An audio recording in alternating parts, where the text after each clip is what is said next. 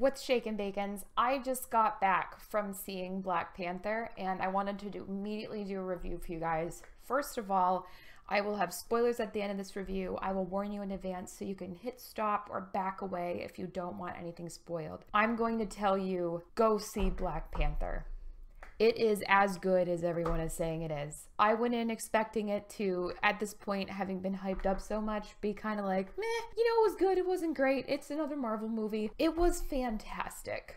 It was awesome. 100%, I think you should go see it. My rating, actually, once I put it through my little movie rating scale, was higher, I think, than the critic score ratings are. I'm kind of between Metacritic and Rotten Tomatoes. So to give you guys an idea, Black Panther was directed by Ryan Coogler. It is the story of what happens in the country of Wakanda after King T'Challa is killed. T'Challa takes the throne, of course, as the Black Panther and as the King of Wakanda. It details what happens during that turbulent time of transition, how his rule is challenged, and how things resolve and they move forward within their personal universe, within their country, and within the larger Marvel universe as a whole. Incredibly well done. Rotten Tomatoes currently has it at 98%. Google users, 91% liked this movie. Metacritic has it at 87%. IMDb has it at 7.7. And I kind of fall within the middle there. When I run this through my rating scale that I've shared with you guys, I gave it a 93% final rating. So well done. The acting, phenomenal. The story, very good. Pacing, excellent. Messages, excellent. Conclusion of the story, all the way through the film,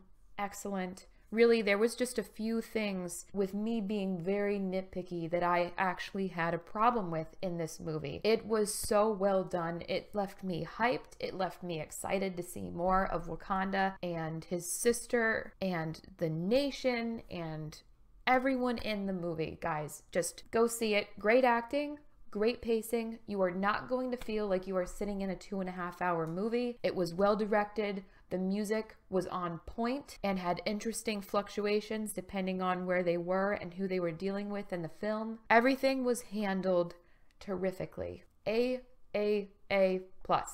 93%, a little lower actually than what I thought, but again, this is why I made this movie rating scale for myself, because this keeps me as unbiased as possible, because it's already a hard scale that I've put, and then when I analyze the movie, this is what ends up coming, but it still fell in at 93% for me, and as I mentioned, Google users are hitting it at 91%. Fantastic, definitely go see it. I'm now going to go a little more in depth in this review, so I'm going to talk about spoilers. If you don't want to be spoiled for this movie, you best scooch right now. Go on and scooch. You can come back and watch it later if you want. But scooch. Okay, I'm going to talk about spoilers now.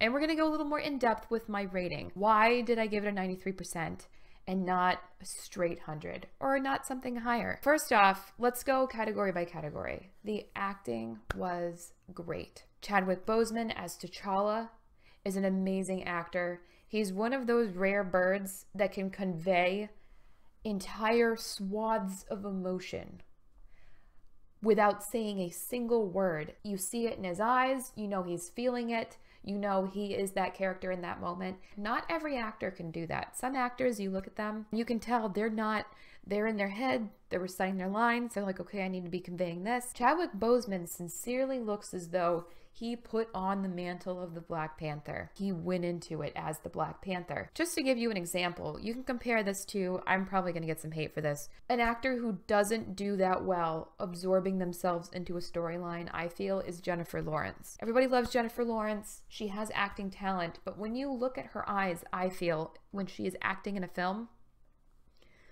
you can see that she is not the character. She is playing the character. T'Challa, portrayed by Chadwick Boseman, was T'Challa, versus Katniss Everdeen, played by Jennifer Lawrence,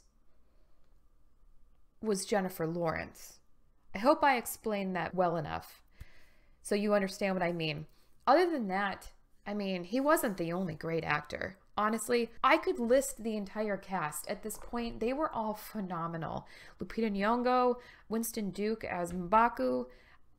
If I say these names wrong, I'm going to apologize straight up in advance. Letitia Wright as Shuri. One of my favorite characters from this entire movie was Shuri. Angela Bassett was regal AF as the Queen Mother. You could not have picked a better person to play the Queen. Forrest Whitaker shows up and he sacrifices himself, and all I could think was, Saul Guerrero, not again. It always happens to Forrest Whitaker. He always dies, man. But he did a great job too. Andy Serkis, seeing him in person and not just CGI as normal like he was for Gollum and for Snoke was a treat.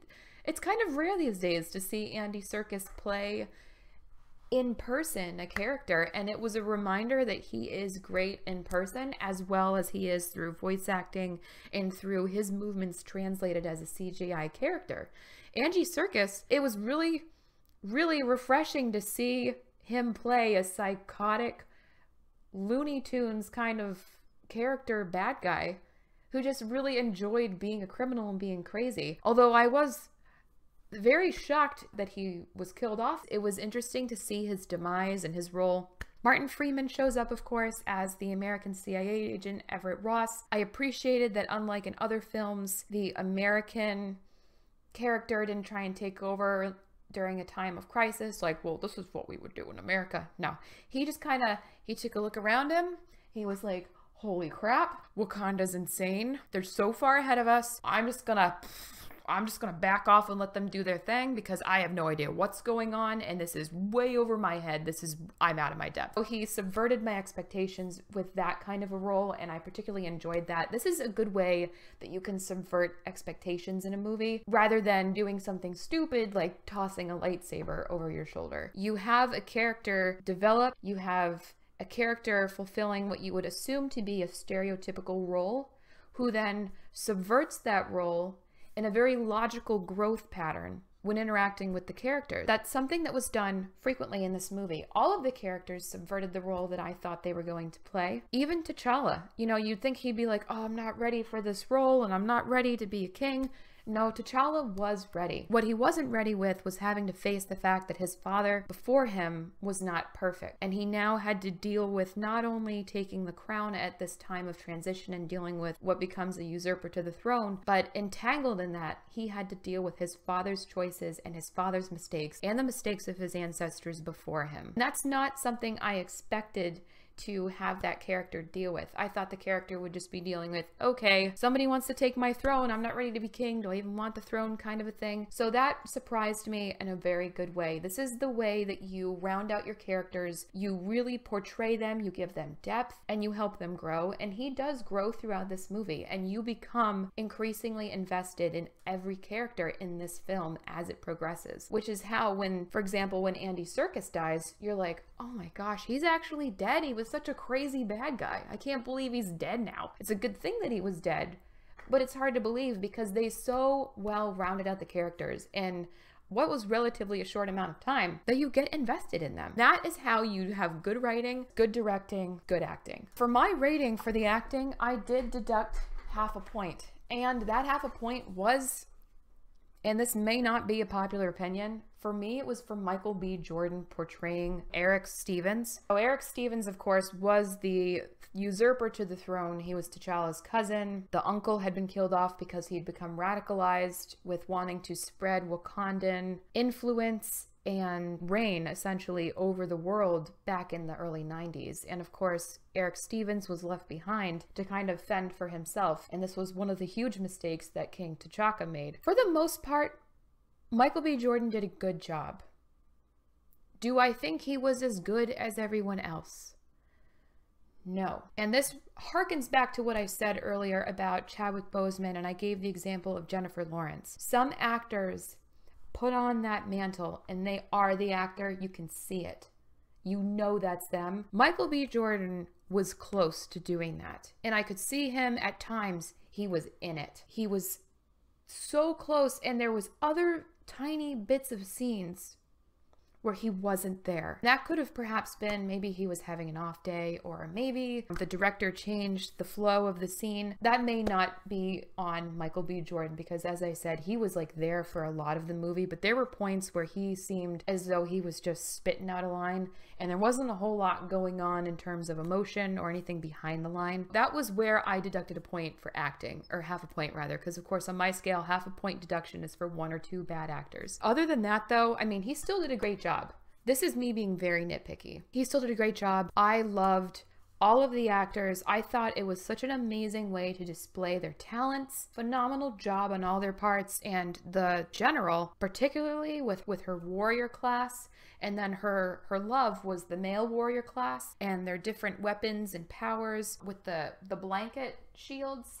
And with the spears, particularly, she says guns are so primitive and the spears can stop oncoming tanks. Such a good job. She was so passionate. Every interaction she had with anyone, her character particularly embodied the main message of the movie, which was that it is good to honor tradition, but you also need to embrace change. And that appears to be a message from a lot of movies today. And this is a good segue, I think, to talk about the stories. The story itself really did a fantastic job of exploring the kind of turmoil that can come when you have a nation or a reign transition point in a country's history. All of the kind of trauma and upsets that come along with it. It did a great job of exploring that within the world of Wakanda, incorporating into that as well how it's perceived by the rest of the world and how that impacts the rest of the world. There's a very interesting dichotomy that they depict in Wakanda between the farming and the technology. We really get to explore the country. You know, you see glimpses of it in previous Marvel films. I, for one, have always just been like,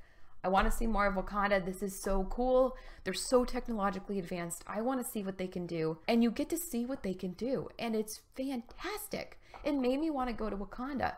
The effects to bring the technology of Wakanda to life during the modern times, or at least the near future times of the Marvel Universe, were so well done in this movie. We all know it's CGI, but it's not like something like Valerian in the City of a Thousand Planets or like Avatar, where you see it and you're like, that is all friggin' CGI. It was interwoven so skillfully that you felt as though this was a real place, and this could potentially be out there in part of Africa, hidden away. It was incredibly well done. I was very impressed with the visual effects. The story was interesting. It was a fantastic exploration of T'Challa's evolution as a king, and how that evolution of him internally would bring his kingdom into an evolution, and they were going to then enter the world as an arbiter of change, hopefully for the better. It was well paced.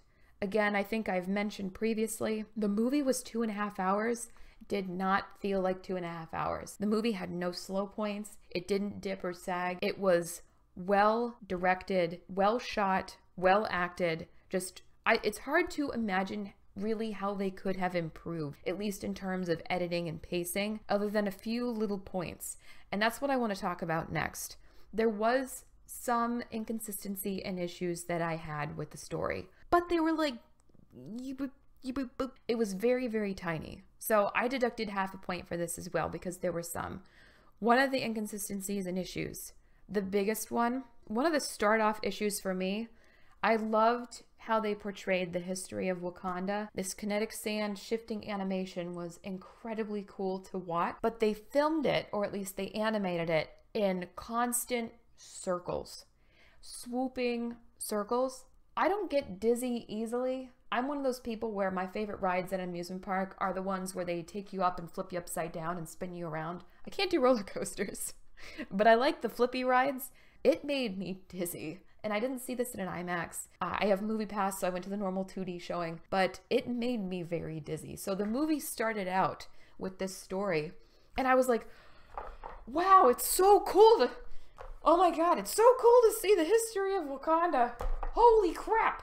I felt like I was on an amusement park ride. It was kind of all over the place. So that was an issue I had for me, because if I'm a relatively normal person, and I had problems with that. I can imagine people who have other issues, like with vertigo or with anxiety, or if they have different kind of phobias or fears, I can imagine that would be a little difficult to watch. So that was a bit of an issue for me. Even if they had just slowed down the spinning, I think it was just like, it was a whirlwind. And I feel like that could have been animated a little bit better in terms of where they moved the camera, or at least the angle of the animation. The other thing I had a big issue with was when Eric Stevens, aka Warmonger, shows up to challenge T'Challa to the throne. He just holds out the ring and he says, yeah, I'm of royal blood, I'm gonna challenge you to the throne.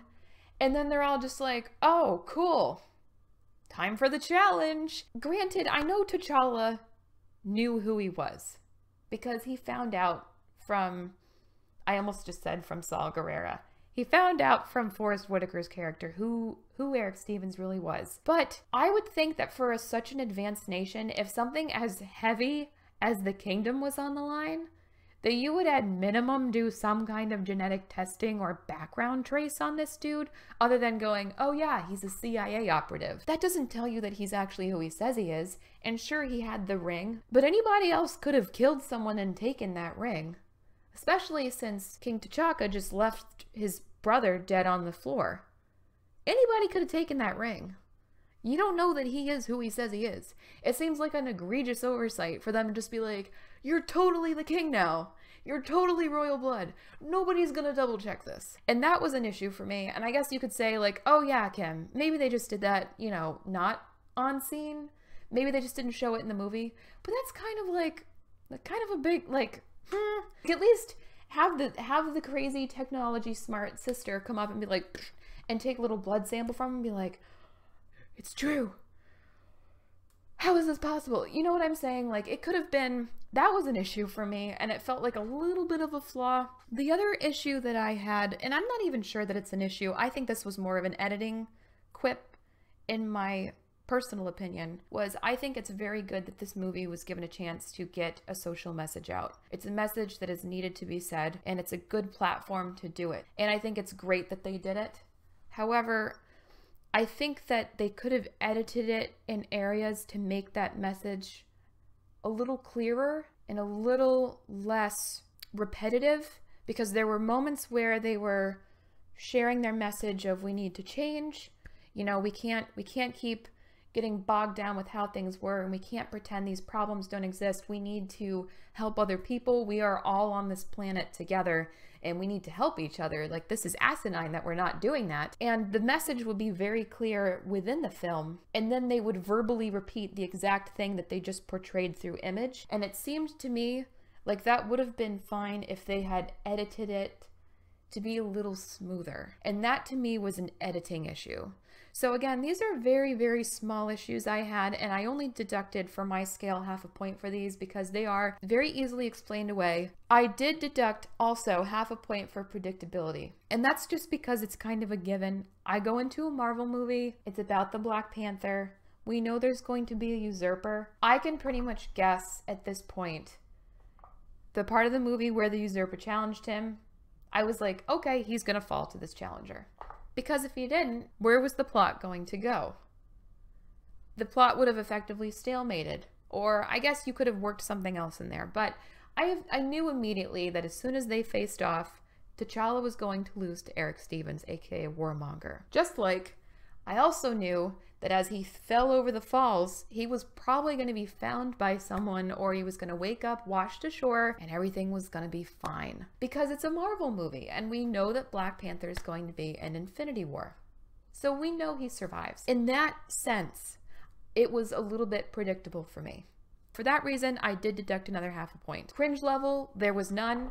Movie was excellent, no cringe level at all. Entertainment factors, I've already mentioned a couple times. It was so well paced. There was no slow moments. The fight scenes were epic. I was actually like banging on the seat rests of my chair. I was so excited by what was happening. I was so invested in all of the characters. They had some amazing filmography. There was a scene where Warmonger is walking to his throne for the first time after he beats T'Challa, and they flipped it upside down to show how different and how skewed the country had become with his takeover. And they were playing this intense beat that I believe was a Kendrick Lamar beat. Oh, it was excellent. Excellent. The car chase scene. There's always like a car chase scene in an action movie, but they managed to make it fresh because they have this virtualized driving technology. They can command it from afar. They had the 2 separate chase scenes. The general looked like an angel of death going after these dudes. I liked that Lupita Nyong'o was not the stereotypical warrior. I kind of thought she was going to be like the general type character, and she was not. I loved that they showcased the general herself. The costume, makeup design, so on point. I think it played excellent tribute to the heritage and the zone of Africa where the movie had Wakanda based. It was gorgeous. It honestly, just how ornate the costuming was and how honoring tradition and existing cultures they managed to be was just beautiful. I was so impressed with it. You first see the Queen Mother, played by Angela Bassett. She's wearing this beautiful white royal garb. It was so regal. It was so well done. And the way that they outfitted T'Challa, it was understated but powerful. The new Black Panther costumes with the technology and the nanos both being good and bad was well executed. Shuri, the little princess, was placed in such cool outfits for her stature and her status as the royal technology developer and as the princess. I loved her. I was like, dude, I want those clothes. I would feel like such a badass wearing those clothes. Somebody from Black Panther come dress me, because honestly, like my fashion, I feel embarrassed about how I dress myself after that movie. That's how good the costuming and the makeup was. My favorite scene in the movie is near the end. You've got the final battle going on between Warmonger, and T'Challa is actually stuck fighting the pet rhinos, the general's lover, and he's turned on them, so he's facing down these rhinos and the warriors under that guy's command. He's distracted, and so Lupita Nyong'o as Nagiri and Shuri are left to face Warmonger on their own. And they have these awesome like circle blades. Lupita Nyong'o just goes at Warmonger. You see in the background Shuri just like gears up, and she's just this kid, right? She's just this little kid. She just starts going at it. And despite probably being terrified for her country and for her brother and for the people that she loves, she faces off with that crazy ass dude by herself, man, despite the fact that he broke her weapons off. And she was brave the entire time. And it was so impressive. I thought that was so awesome, because she knew she wasn't going to succeed, but she was strong enough to try, and she cared enough to try. It was such a great movie, guys. Seriously, I know I keep repeating myself, but honestly, it was so well done. When you talk about films needing to subvert expectations these days, you guys know I hate The Last Jedi, and they tried so hard to subvert expectations. This movie is a great example of how you do it, because they developed your characters, they developed your stories, and they still were able to throw twists and surprises in there that I did not see coming. They honored the culture and the tradition and the story of the Black Panther. The ending was not precisely what I had anticipated it being. And of course, we can't close the review without talking about the music. The music also paid homage to the traditions and the area of Africa around that movie. And it echoed the elements of where they were at the time when they were in Korea. They brought in K-pop and some of that Korean rap. They brought that in. They really added to the flavor and the car scene chase. And when they were undercover, they had some Kendrick Lamar when they were dealing with the more American elements. Whenever you saw Warmonger really on the screen, you had that blend of modern beats with the heritage from where the character's background originated. And then it was more traditional during the Wakandan scenes when they were going through different traditional rituals and roles. The incorporation of Their spiritual ancestral world with the conveyance of the Black Panther power was also well represented musically. And as another aside, before I forget, I loved how every time T'Challa rose out of the dirt, his clothes were just snow white and you could tell it was like a different plane. Guys, it was just 2 thumbs up. It's so refreshing to see a movie that has come out recently that has managed to please me this much. I am generally very, very picky with movies. That's why I have deducted, I believe I deducted a total of 1.5 points overall from my movie rating scale. It was great. It lived up to its reputation, and it is so rare for me that a movie does that. If you're on the fence about seeing this movie, I have to tell you, you've got to go see it. It was amazing. I don't think that you will be disappointed. Acting was great, story was great, pacing was great, music was great, it was entertaining, and it really did give you so much more depth and background on Black Panther. It was an excellent, excellent portrayal of that character in his world. I gave it a 93%. Highly recommend seeing this. Let me know what you guys think of Black Panther, and of course, it made me even more hyped with the end credit scenes to go see Infinity War. Like, guys, I am jonesing for the Infinity War. I just rewatched the entire Marvel Universe over the last few months. I've been rewatching them, and I am so freaking hyped now for Infinity War. I can't even tell you. So, go see it.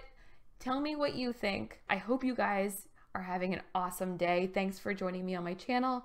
And of course, if you want to find me on D.Tube or STEEMIT or Twitch, you can check out all my links down below. You can come hang out with me there too. All right, guys, I'll check you later.